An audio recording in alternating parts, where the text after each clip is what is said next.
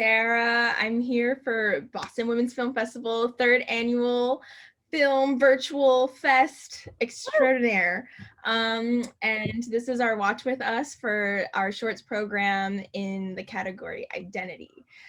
We have here with us Irene Yaddo and Eliza Kruger from Roadkill and Roots and Wings. We are so excited to have you guys, and we all loved your film so much and so happy to have you here.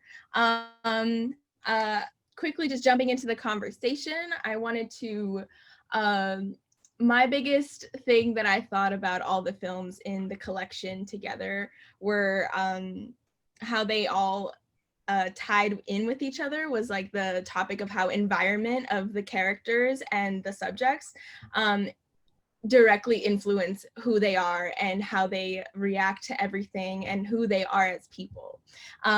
So starting off with Roots and Wings, I loved the trajectory and the story of Yana, who said that when she was a kid, because of her disobedience, she was put into the kitchen as a child.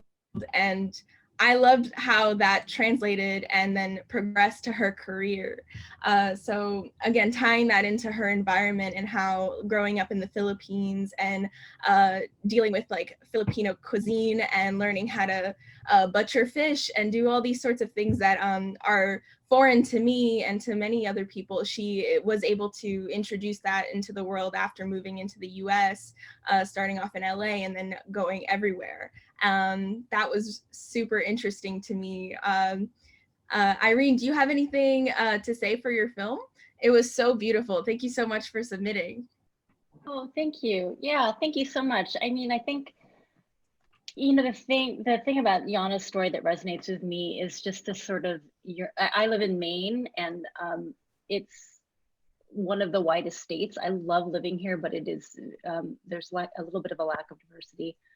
And so, you know, living here, I'm always yearning for a sense of home and a sense of just a familiarity that I'm used to in cities like San Diego or San Francisco or New York, where I've lived. And I think Yana was searching for that too a little bit. And I think that when you are an immigrant or you're part of a diaspora community, food is the one way that you can connect to your roots, to your culture. And it's also a way that you can connect to other people. And I think that the films we're interested in making themselves are conduits to connectivity. So Yana's story, I think, speaks to that on so many levels. And she's the pilot of a series that we're interested in creating. We're talking to other chefs, actually. We're talking to chefs from who represent Persian cuisine, Nigerian cuisine, Korean cuisine, and we just really hope to continue That's so exciting. Telling these people's stories. Oh, I'm so excited to see. I was gonna say that I feel like Yana is like so luminous and watchable that I just want to watch a TV show that she hosts or is on. So I'm really glad to hear that you're making one. And also I'm gonna sneak in just to ask my own question, which is just how do you know her and how did the idea for this film come about? Well, so like I said, I live in Maine and I live 2 hours north of Portland, and I had noticed at one point there was a pop-up dinner with Filipino cuisine in Portland, like the night that I saw it, and I just said I had to drop what I'm doing and go because I just really missed Filipino food. And Yana was the host of that pop-up. We've just kept in touch this entire time, and she actually moved to San Francisco, where my sister Lisa, she's hiding in the she's hiding in the chat room right now. She was living there, and I connected them, and we just, you know, I've always been really compelled by Yana's story. So I just thought she has to be the beginning of this series. We've always been interested in making a series like this, and Yana was perfect for it. Thank you so much. Thank you. I'm gonna move over to Eliza with Roadkill. Wow, like what a wonderful story. It really brought me in, and like the pace of it was so lovely. I thought it was like such a soft telling of Tilly, who was so sweet and like had such a great job. And the biggest thing that I took away from it was how the metaphor of death and like watching, and for her, she has to see it every day with her job being collecting the roadkill from the streets and all that. And what I loved was the comparison of how when Wanda comes into her life, it was very much like Wanda was kind of like representative of the pheasant that crashed into her windshield. So the way that Wanda came into Tilly was the exact same way, the way the pheasant crashed into her windshield. Was that intentional at all, or was that just me speculating? Yeah, I think a little bit. I did just kind of want to show how, you know, we view ourselves, and when we're used to our environment, we kind of view ourselves a certain way.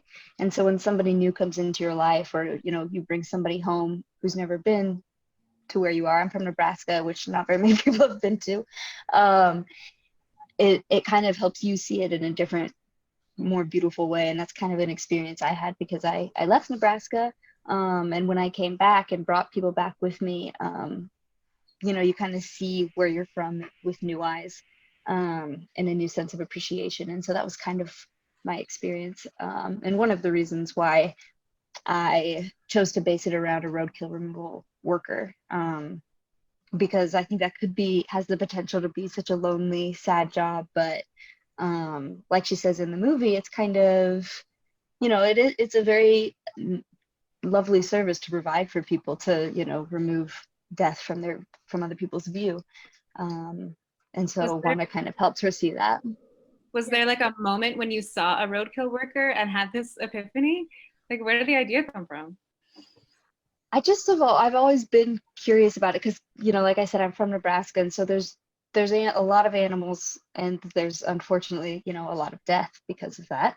And so I've always just wondered, you know, whose job it is to get rid of it, because, you know, you'll see it one day and then on the next day it's gone. And so it's like, I always wondered, it's like, is there a specific person? And most areas there is. So Yeah, that's so, I didn't even know that was a position that people could do. yeah, I didn't either, but I thought it was an interesting occupation to focus film around. Yeah, for sure. So quickly here, Tiffany, hi. With the film Jericho, beautiful, beautiful story of a boxer trying to make it. And again, like I don't know if you were here for the very beginning, but I mentioned how environment really influences the identity of a person, and all of your films really encapsulated that a lot. And with Jericho, I noticed that immediately when in the dinner scene, when she was looking and speaking with her family, with both her brothers both being boxers, and her having to compare to them constantly, and how her mother was supportive of their careers in boxing and their pursuits, but not so much hers. What was the inspiration behind Jericho, and what made you decide to choose that story to tell? Yeah, so the script itself went through a lot of really interesting revisions, a combination of producer director input. I'm the director, by the way, for Jericho, so I don't know if I explained that. Director producer input, executive producer input. Her family, both her brothers both being boxers, and her having to compare to them constantly, and how her mother was supportive of their careers and their pursuits, but not so much. Can you hear me okay? What was the inspiration? Mute your mic. What made you decide to choose that story to? Can you hear me? Yeah. So, okay. It just evolved a lot through different input, but the ultimate thing was that we wanted to recognize this as boxing is not something that typically women get into often, or considered to have gotten into. And we were thinking of like, okay, well, women that are of the earlier generations, where they kind of have these more specific gender roles of like what women can and cannot do, what would those parents or those mothers think of those daughters that wanted to go in that direction? In a lot of ways, it's speaking out about the power that women do have, but also I think a lot of people can relate to it from different perspectives, just breaking down our walls. That's the whole point of the title of Jericho, is breaking down the walls.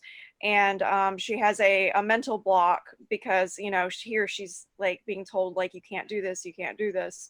And so the way that she actually wins in the end is by deciding to block out all of those voices, knock down the walls of the people saying that she can't, and then she moves forward and does it.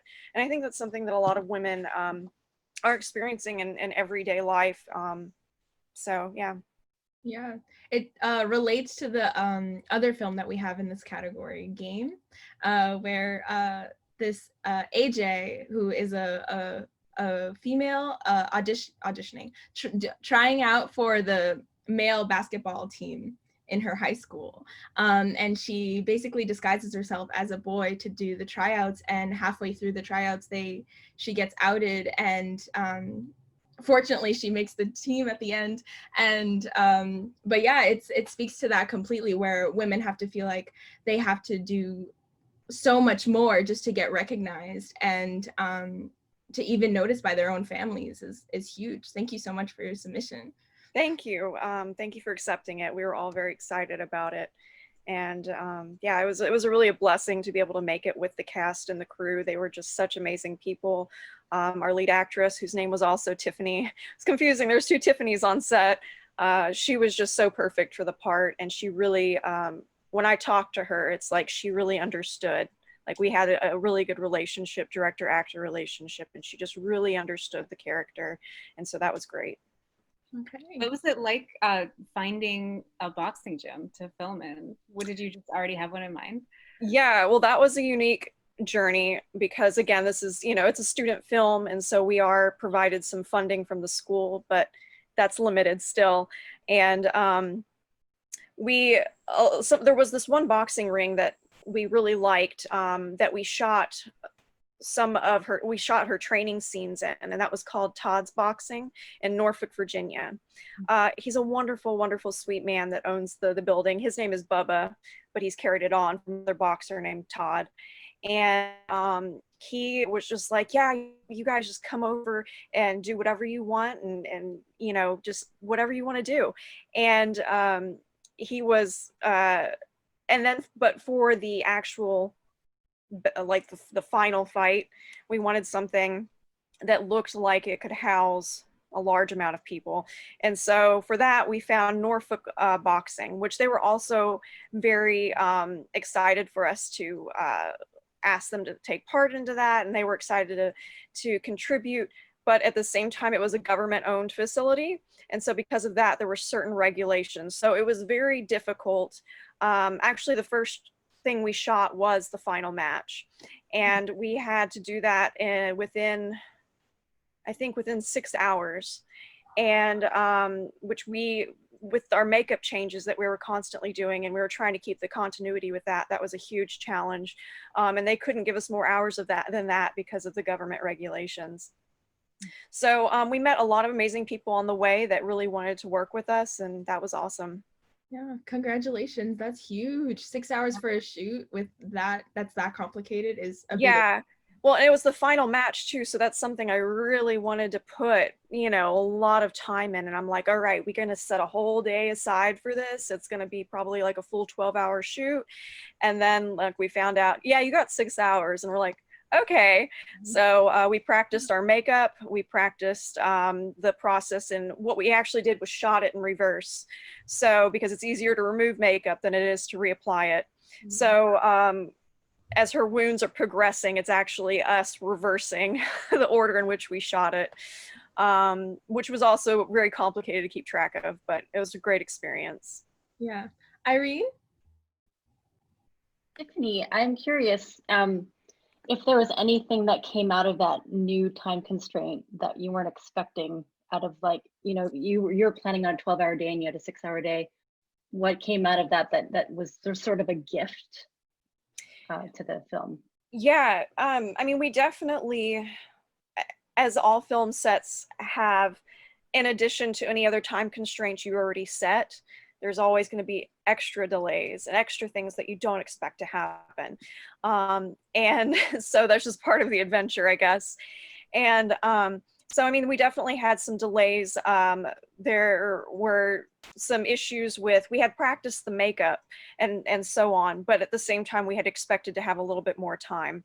But I was scared we weren't going to make it. I'm going to be honest.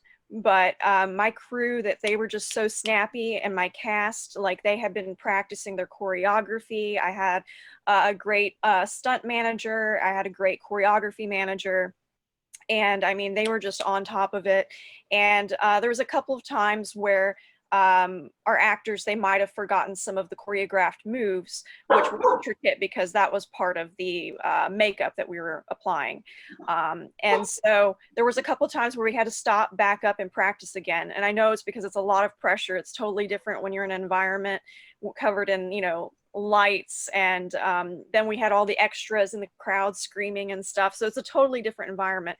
But I noticed that they also got really pumped, like really amped up, by having those extras and the lights and the camera going like it was actually happening for them. So that also sped it along a little bit, and I think really pushed the believability of it, even in their faces, because I felt like they started believing it. So I really discovered what the blessing was, is that we were able to move a lot faster than I ever imagined. And that was just an amazing situation, especially with the camera as well, because we had planned out some different choreographed moves, because we have to move specifically a certain way behind her, so that way when she punches, you don't see the fist missing the face. So yeah, to answer your question, did we discover any miraculous things from it? Yeah, that when we come together and we really put our you know, our best foot forward, then yeah, something great will come out of it. And we also, like, I'm from Regent University, which is a Christian college, and so it's not forced upon anyone, but if anyone wants to pray, they're welcome to. And so we put definitely a lot of prayer into this film shoot. So. Yeah. Sean had a question for Irene. So about the chef series, is it going to be specifically only women chefs, or an all range of people? Oh yeah, so all the chefs that we're talking to are women.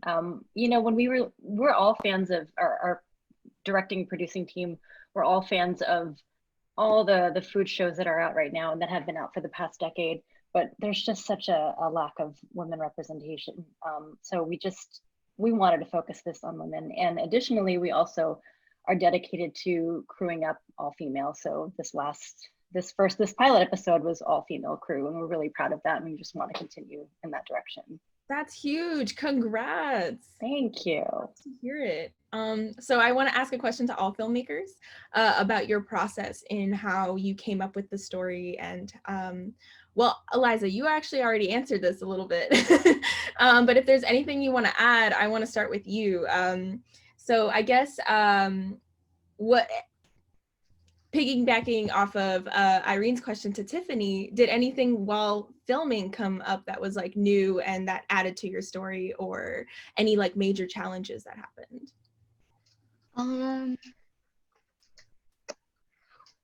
Well, a lot of the challenges we had are like the same challenges that, you know, all filmmakers have, like not having enough money.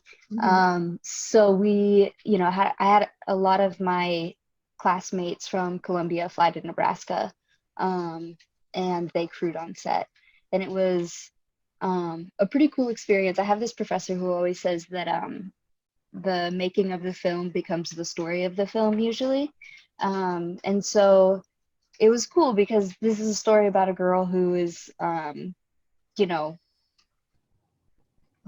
she's queer in a really small rural area, and I am a queer girl from a really small rural area, and this story is kind of about this woman interacting with this outsider, and how that helps her, you know, like I said before, see the world differently, or see her world differently. And so I had all of these people coming to my town and kind of experiencing that with me, and yeah, it kind of felt like I was like we were living the film a little bit while we were making it, which is pretty cool. And that really, I think, helps the actor's performance as well. Both of my actors are out of New York, and so bringing him there was a whole nother kind of experience on top of it. So yeah, it was really cool. You know, we shot in like a local bar where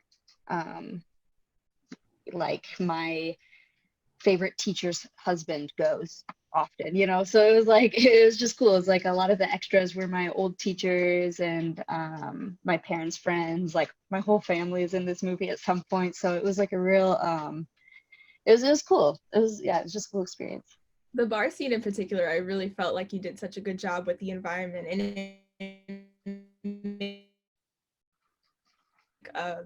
a bar that you frequent in like your hometown. Yeah, it really felt like yeah. that. Yeah, it was very So fun. about, sorry. Oh. Yeah. So about everyone's process, I'll take it over to Irene. Can you repeat the question? Sorry about that. Sorry. It's the process for your film. So you said that the pop-up shop is like when you met Yana. Was there anything when you were starting to the actual filming of the short? How did that go for you? And like, were there any major challenges for you in acquiring that and like filming and all that? You know, I mean, I can relate to the low budget aspect that Eliza was talking about. I mean, we were trying to find a place to film the dinner, and you know, originally we thought it would be at a, you know, a friend's home, or this. There's just so many constraints to doing that, so we rented a place, and you know, there's lots of challenges when you're trying to film in a location with a specific light. And in San Francisco, there's lots of parking challenges as well. I mean, I think we all got tickets on both days that three of the days that we were filming. So um, there's lots of things to juggle that you know, you hope you can get in pre-production, but you don't always get. So those are just like minor challenges, but there weren't any major challenges really. I think that our crew, I'm really proud of our crew. I mean, it was the first time I was working with them. It's the first time I was working with my twin really in this capacity. We were co-directing this along with our co-director, Michelle. And so, you know, I didn't know how it was gonna go, and I was really blessed to have a really solid crew. So I'm trying to think of like major challenges. And apart from logistics, really, I think everything came together really well. We're really lucky. That's awesome. Good, so good to hear that. So Tiffany, for your story, what inspired you to write that? Well, I didn't write the script. The script was written, and then my school has it's called the Endowed Film, where the school supplies some funds, and you get together a crew, and a specific script is selected, and then from there, you can apply to be the director, producer, whatever you'd want to be. And so I had applied to be a director, and then based off of your prior experience, then they select you. But I was inspired the script was totally different when I originally applied to it. It was still about a female boxer, but it was in a very different vein. We didn't have the brothers and the mother relationship. That was added later through suggestions that I and my producer made. And so we had a hand in developing it into the story that it became, the script that it became. Mm-hmm. But the original script about a female boxer, the general idea was there, but it was just one scene with one match. And we felt like we wanted to go a lot deeper into her life experience and where she comes from. Okay, nice. And I just wanted to open up for questions for anyone else. Does anyone have a question? I'm curious about, for Eliza, where the ideas for your characters came from, and because they felt so specific and real to me, and also it seems like you found the perfect actors to embody them. And what was it like hunting for those actors? Yeah, I loved my actors. They were really, really fun to work with and brought a lot of their own ideas to their characters. I just found them by normal auditioning, but what I was really looking for was people who really understood the characters without me having to explain it to them very much. And so when I did the auditions, I also spent a portion of it just talking with them about how they saw the character. And the two actors that I hired really kind of hit the nail on the head for me. And I think, yeah, I think they did a great job with their characters. But I think something else that really helped was that our costume designer was really great about finding the complete right looks for them. And I know that seems like such a small thing, but I remember when we were auditioning or when we were doing rehearsals, it felt good. And I was like, okay, I think this is gonna work. But then once they put on their wardrobe, they like really, really became the characters, and it was pretty cool. So That's awesome. Were they based on people you knew, or did you like draw on people you knew? they're kind of both just based on, I mean, like my idea of how I see Midwestern women. Not obviously not all Midwestern women, but Midwestern rural women. This kind of very like Tilly's really practical, no nonsense. It takes a long time to get to like the her soft spot, I guess. And after I'd left, again, it was kind of like leaving home, leaving the Midwest, that made me see this about the women where I'm from, and it was really cool, and myself as well. So that's kind of where Tilly came from. And then Wanda she's just like, to me, the personification of just like liveliness and of joy. I've had friends like that. A lot of my dearest girlfriends are the one, not like romantic, but like my pals. They really have brought out my best sides that I didn't know I had, and so Wanda's kind of based on a lot of my friends. So That's yeah. very cool. I like that. Yeah. All right. We just hit past 10. So if there's anything else from you guys, if you want to say anything about the festival or your films, feel free to go right ahead. Can I jump in with a quick question? Yeah, of course, Sean. Go ahead. I always want to ask this question is, so what's next for you as filmmakers? More distribution, new projects, and how is it working in a pandemic as filmmakers? And now I'm going to shut up. We can start with Eliza. So I actually filmed another short film after Roadkill that is, I'm in the process of submitting right now, called Ain't No Mercy for Rabbits. But I'm also working on a couple of features and some other short films as well. But Roadkill is one that I'm planning on turning into a feature. So that's kind of what I've been working on the most lately. And oh yeah, during a pandemic, it's been tough. I'm lucky that I'm still a student. So that helps, but yeah, it's a weird time to be an artist. I'm excited actually to see Roadkill kind of like brought out into a feature, because I feel like rural queer women aren't really talked about, especially American ones. Usually see it a lot in international films, but I feel like that's really something like a storytelling that we don't necessarily see in queer cinema. So I'm kind of excited for that. So good on you. Thank you. I totally agree. That's why I'm really excited about it too. So thank you. All right, moving on to, let's go with Tiffany. Hi, so yeah, the pandemic's been pretty wild. I actually graduated in April. They extended it a little bit longer for me, but like I just graduated with my MFA and I had to finish my courses online. And so I'm currently in Texas. And that was a jump because I was living in Virginia, and then like within a week they were just like, go. So and that was actually in the middle of us finishing up the edit for Jericho.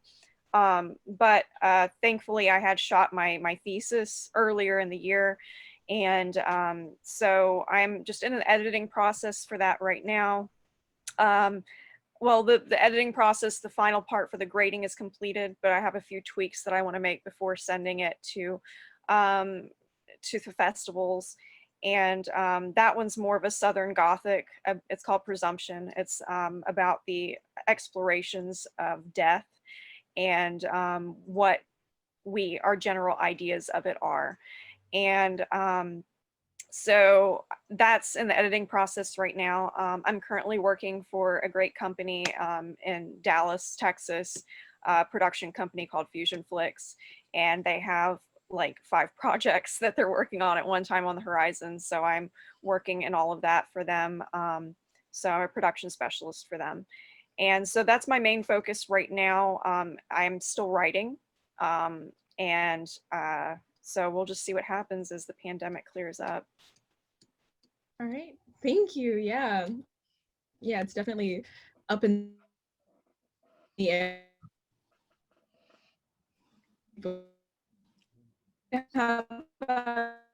Oh, you're freezing up a little, Sarah. For me, anyway. Yep, me too. Okay. Oh, So I'm maybe- sorry. So maybe the question to Irene. Sorry. Sorry about Yeah, I mean, it's interesting. We're all pivoting during this pandemic, and the funny thing about our next 3 chefs that we're going to be featuring, we didn't plan it this way, but they all happened to do pop-up dinners. Nice. What do you do with that in a pandemic, right? So Yeah. they're pivoting, and we're pivoting in tandem with them because we're trying to figure out, what's the next step for them, and we're gonna, how are we going to convey that? Are we going to be filming them in person, or are we going to have them film themselves? It's all sort of happening in tandem for them and for us. So it's an exploration for all of us. But we are trying to get funds for securing funds. Hopefully, we're going to be doing a crowdfunding campaign to hopefully be able to produce more of these. Like I said, we have 3 chefs that we're looking to interview and film. And when this whole thing happened, one of the things we wanted to do was find out how everyone is coping. So we started a series called Pandemic Shorts that's on our Vimeo channel. And we're interviewing, women friends, peers all over the country and just asking them how the heck they're coping. And we had them film themselves. And we built stories out of that. So we have 2 episodes right now, like 5-minute episodes on our Vimeo site. And we're editing a couple more. And we put the feelers out there, and we have a bunch of people filming themselves right now. So it's been interesting to hear everyone's stories. Everyone is going through this in such different ways. And I think that, like I said, we're really interested in ways that we can connect with others, and this is just another channel for that. Absolutely.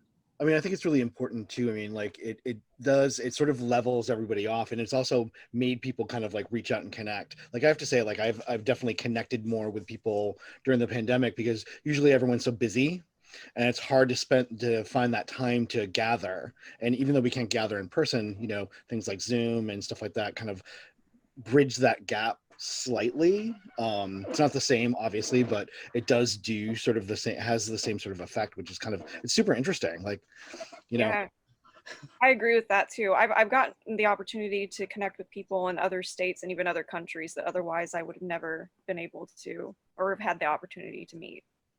So I mean, like here. Yeah. Well, alrighty. Thank you all so much. We enjoyed your films, and we're so excited to see what you guys have coming up. And yeah, thank you. Do people have social media handles for their films? I'd like to follow.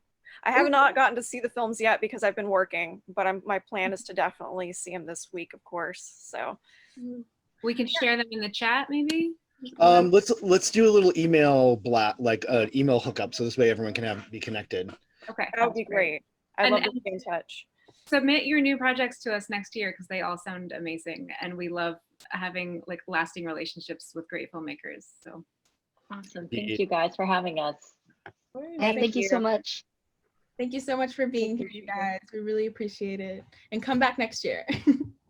Thank you guys. Good night.